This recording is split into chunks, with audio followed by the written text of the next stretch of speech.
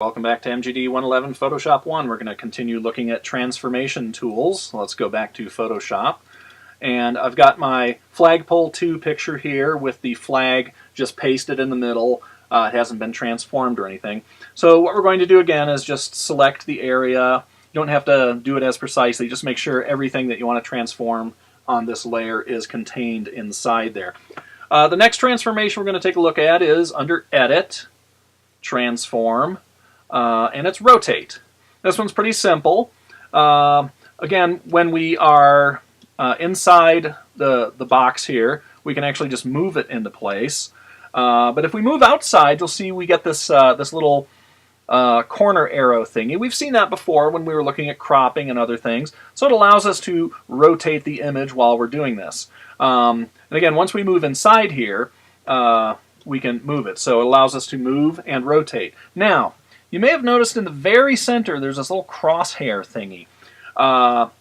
That is actually a very important tool. That is the point, and imagine we drove a nail right through the middle of our selection. Our selection is rotating around that spot. Now, we can actually move that spot. So let's say I wanted to move it. If I just go there and drag it up here near the corner, now when I rotate, it's like the nail is driven into that corner up there.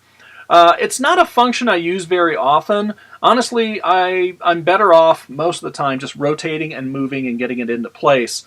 The main reason I wanted to show you that is to make sure that you were aware that, that's a possibility. So try not to grab that if you don't want to. And the cool thing is, too, if we want to put it back in the center, if we get really close to the center, it'll snap there for us.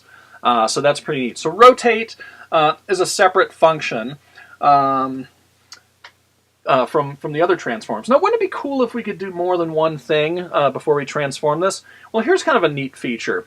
If I don't hit Return and apply the transformation, I can go back under Edit, Transform, and I can pick another one like Scale. So now I can scale it, and if I want to rotate it some more, I can go back to Edit, Transform, Rotate, etc., etc. And just sort of work back and forth between those. So I haven't applied the transformation yet, so I can kind of work between different ones. I'm just going to hit Return and say I'm happy with that there.